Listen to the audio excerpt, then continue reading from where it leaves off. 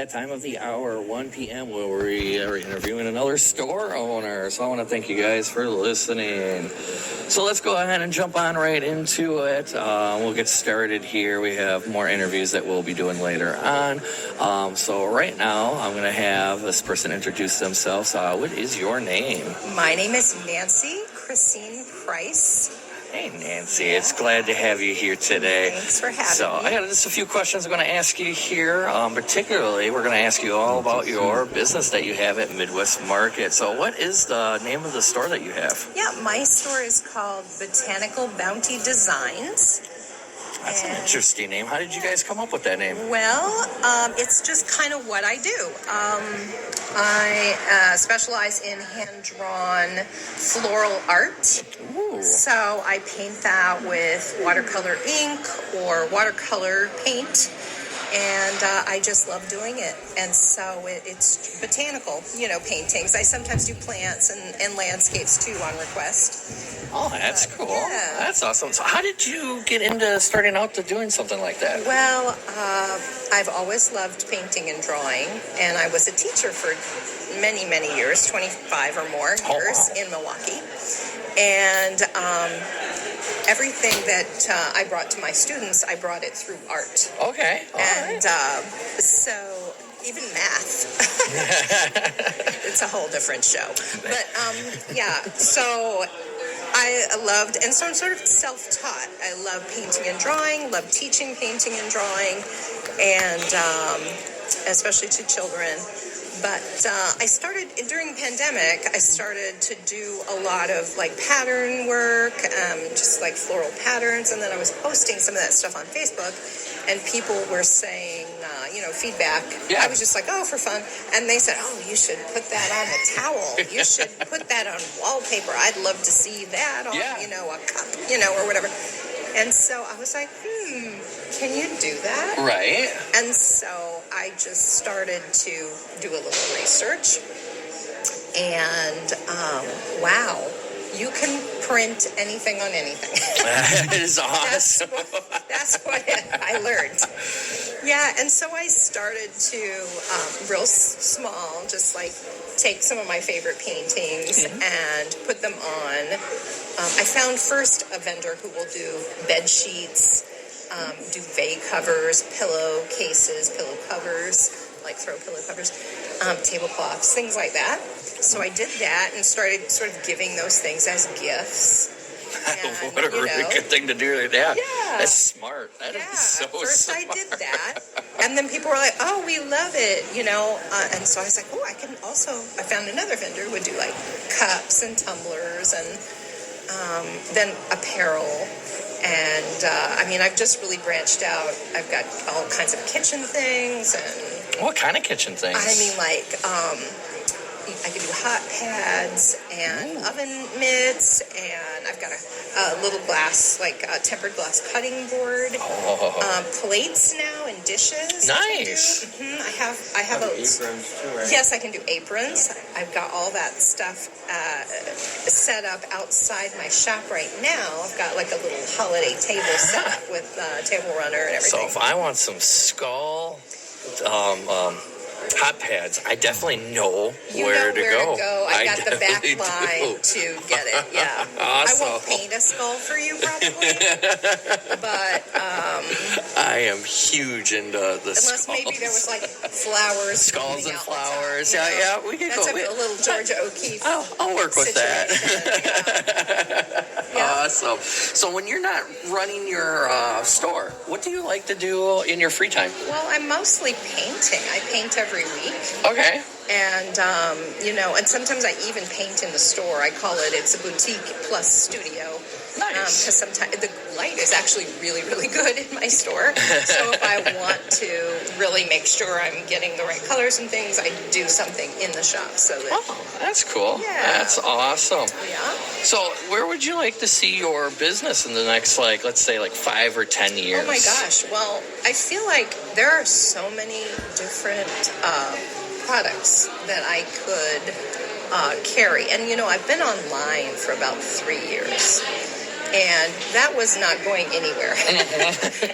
But then when I found Midwest Market, I thought this is a fantastic opportunity to interface with customers. Right. And really explain what I do, because I also can do custom pieces. You know, somebody comes in and says, I love purple, I want roses, whatever, and then I can just do a whole painting based on that. Definitely. And then we can print that on anything they want. So I just need more customers in the next 10 years. There you go, more customers. I feel like what I'm doing is I've got a good idea, I think. Right. People who do come in are like, oh, wow, what? This is amazing. I just need more people to come in. Yeah, definitely a phenomenal crowd here. I absolutely love it here, and the people that are walking through. Yeah, yes. I love interfacing with customers. I love talking with people and explaining what I do and what's possible. And I like to see them sort of light up, when they're like, wait, so I could get this on this? And right. I show them my originals, and they're like, oh, I love that one. Could I have it on a shower curtain? Yes, you could. Right. The answer is always yes. The answer is always yes. Yeah. Even if I'm not sure right now, I bet I can make it happen. Awesome. I'm kind of determined that way.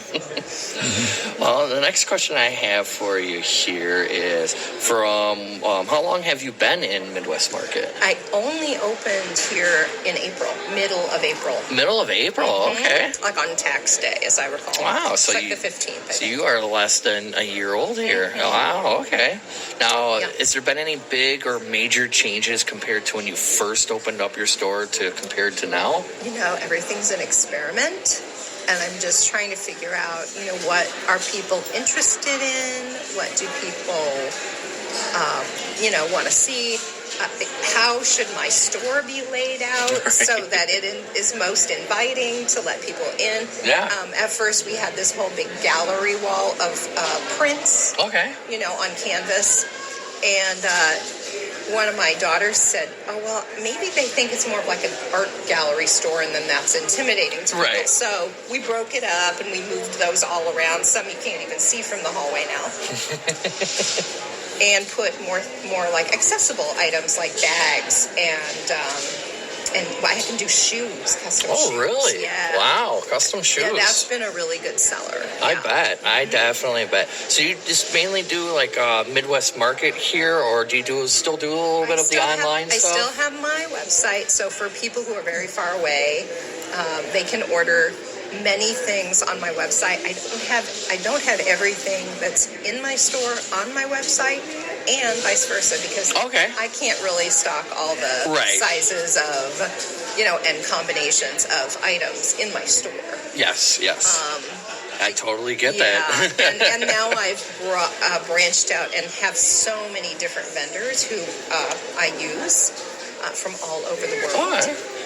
So I don't have those all online either. Okay, all right. Yeah.